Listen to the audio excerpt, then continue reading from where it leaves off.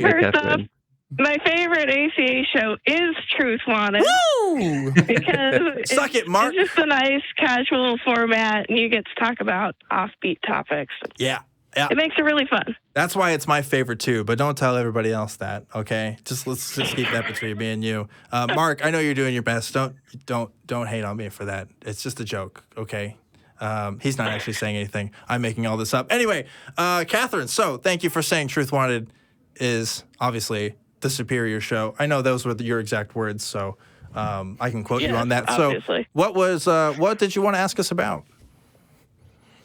Yeah, well, I was hoping to use some street epistemology on my friends, but it doesn't seem to be working. That's okay. You know, sometimes street epistemology is hard. I don't think I don't, as you can probably see today, I don't always follow the methodology quite to what a lot of people would say it would be proper or maybe the best practice. But it's definitely something that you got to practice and work on. But like, what is it that you're trying to maybe question people about or talk to people about? Yes, well, it's astrology. I have a few friends who will talk about it and tweet about it and stuff.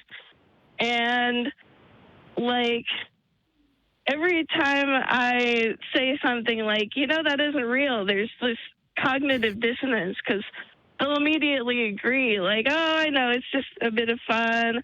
I think my star sign is cool.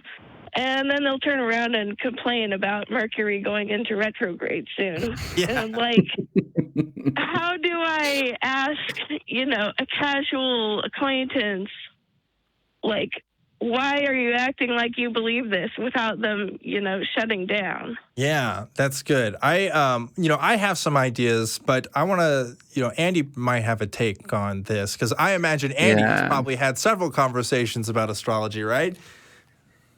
Yeah, I mean, I was into it as any new ager was way back when. I one thing I would say initially on astrology is that I really feel like to some extent there are some people who just use it as a way to talk about themselves and communicate who they feel they are, even if that does just fit like a preconceived category within like whatever their star sign is or whatever.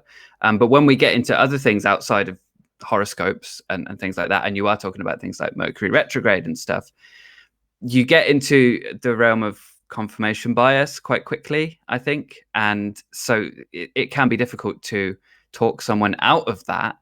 I mean, I know from my experience, I really was very convinced that the moon cycle was affecting the way that my emotions were. And I was very convinced that Mercury going into retrograde meant that I really shouldn't be making plans and things like that. And it gets in the way of your life. So I suppose the question I would have for someone like that is, do you feel that this is a positive force in your life or a negative force in your life? And how can you be sure that actually it is true?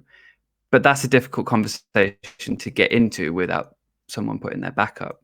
Or someone's back going up and, not being able to actually have that dialogue. But if you're trying to do it over Twitter or something, stop, because it's not going to go anywhere. You're not going to get an answer. It would be better to have a one-to-one conversation in a video call if you're not in the same place or, in person. But I suppose it's, I was going to say, Twitter's not the best for sure. There are definitely people who try to use street epistemology on Twitter and make of that of you will. But, format is something to consider. Did you have something else you want to say, Andey, before I make my points? Or no, okay. Go for it. Well, so I think I would approach things a little bit different from Andey. I think the first thing I would figure out, because you mentioned, they talk about these ideas and they say it's for fun, but then they go around and say, Mercury's in retrograde. So the first thing I would try to suss out, okay, so when you say astrology is true or real, what do you mean by that? I would ask them that first, because obviously there's a bit of a dissonance there, right? And maybe they're going to give their own explanations. Obviously, I'm not them, so I can't really, perceive what's going to happen next when they say that. But if they can figure out something coherent, or maybe they can't figure out something coherent and say, like, well, why is there, a dissonance here between when we talk about what's fun and what's real? Are the stars actually doing the things that you say? And if they are, can't we test this in some sort of way? Can we demonstrate this in reality? Because it seems to have real world effects. And if it has real world effects, well, that's something that we can certainly observe. You know, maybe there's some anecdotes that they might be able to tell. They might say, oh, well, you know, my astrology thing said this would happen, and I had a huge fight with my friend, and I was kind of interpreting that to mean this, or I got a promotion at my job, and that was what this said.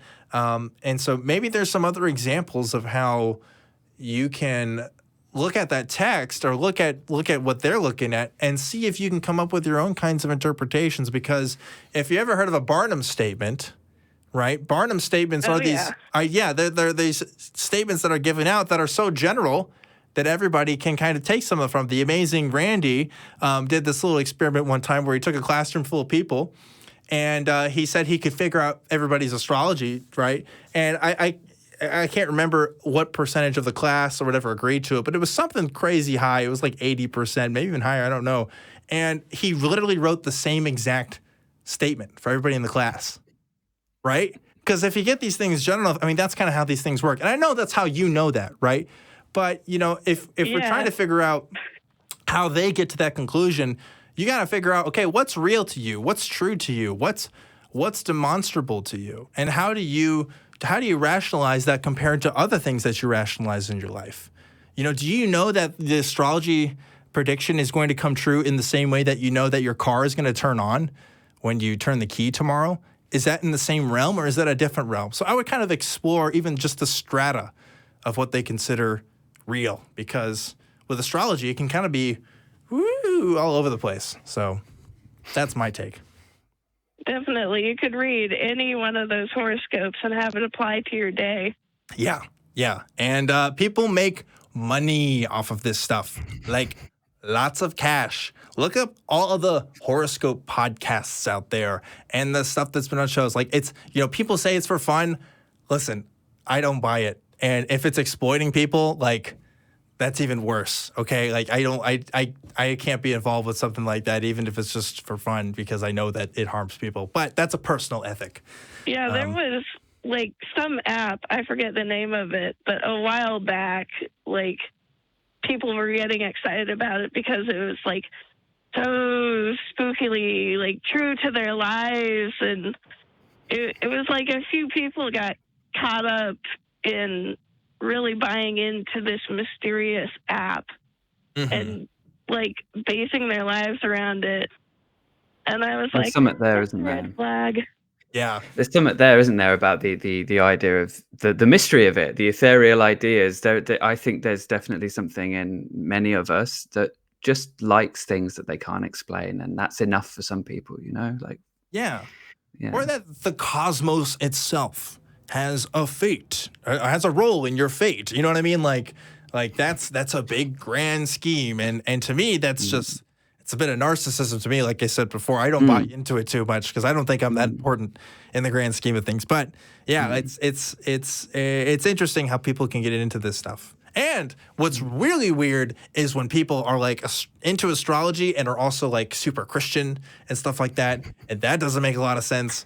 All that stuff is interesting. But anyway, I hope we gave at least some advice, Katherine, for your future endeavors in talking to people about astrology. Definitely. I think this helps. Thanks. Cool. Well, thanks again for calling the show.